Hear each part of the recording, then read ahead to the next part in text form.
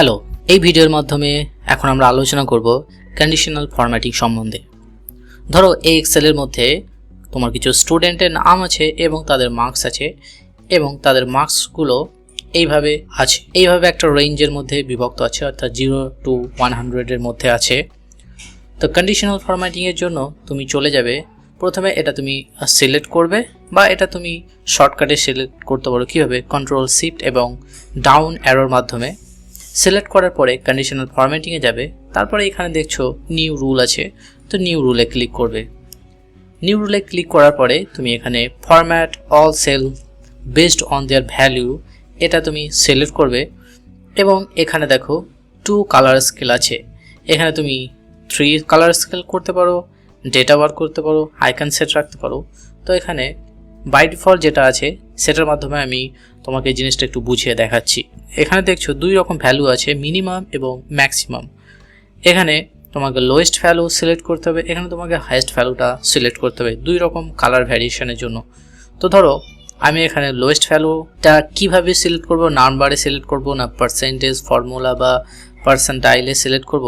তো আমি এটা এখন নাম্বারে সিলেক্ট করছি এবং ম্যাক্সিমাম ভ্যালুটাও আমি নাম্বার করে দিচ্ছি। আর এখানে 0 থেকে আমি এখানে লিখছি 29, অর্থাৎ যখন আমার ভ্যালুটা 0 থাকবে তখন আমাকে এই ধরনের কালারটা সিলেক্ট করতে বলা হচ্ছে।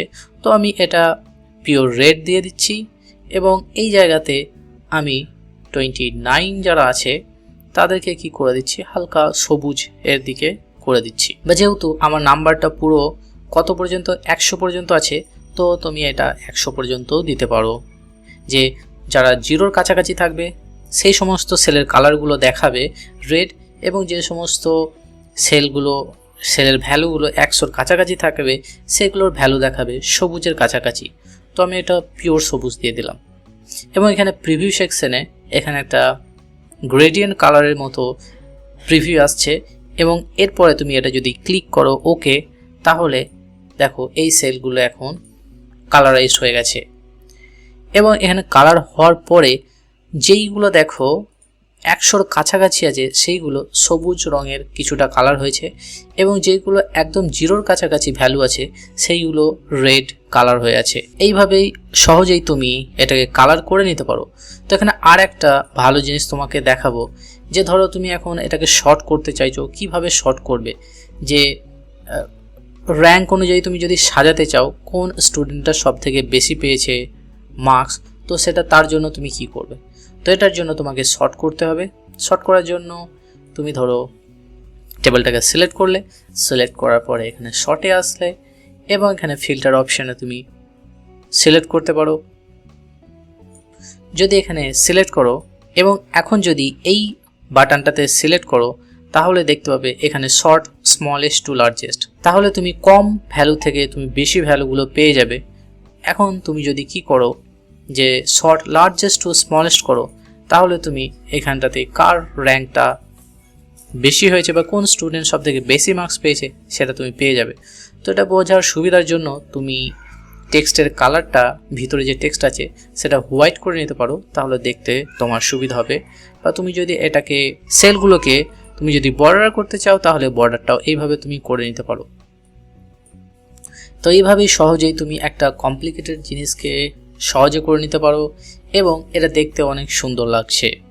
তো আমাদের উদ্দেশ্য দেখতে সুন্দর দেখানো এটা না, যে কিভাবে তুমি কন্ডিশনাল ফরম্যাটিংয়ের মাধ্যমে সহজেই তুমি কি করে নিতে পারো, যে এই প্রসেসের মাধ্যমে কালারাইজড ফরম্যাটের মাধ্যমে তুমি র্যাঙ্কের জিনিসটা বার করতে পারবে।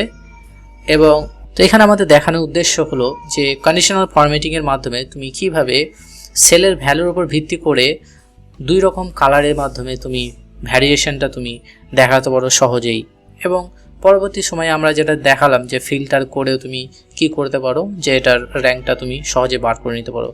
এটা যে ফিল্টার করতে হতো তার মানে নেই, তুমি যদি এটা সিলেক্ট করার পরে যদি এখানে শর্টেও ডাইরেক্টলি তুমি শর্ট স্মলেস্ট টু লার্জেস্ট করতে তবুও হতো, বা শর্ট লার্জেস্ট টু স্মলেস্ট করতে তবুও এটা কাজ করতো। তো এটা আমার করে দেখাই, স্মলেস্ট টু লার্জেস্টটা জাস্ট ওকে করো, দেখো এখানে এটা পরিবর্তন হয়ে গেছে, অর্থাৎ ছোট থেকে বড় হয়ে গেছে। তো এইভাবে তুমি জিনিসটা করে নিতে পারো। তো আশা করি এই ভিডিওটা থেকে কিছু শিখতে পেরেছো। যদি শিখতে পারো অবশ্যই ভিডিওটাকে লাইক করবে, এবং যারা এই ধরনের ভিডিও দেখতে চায় সেই সমস্ত বন্ধুদের সঙ্গে বা সেই সমস্ত ব্যক্তিদের সঙ্গে তুমি শেয়ার করতে পারো। Thanks for watching this video. See you in the next video. Again tata, bye by.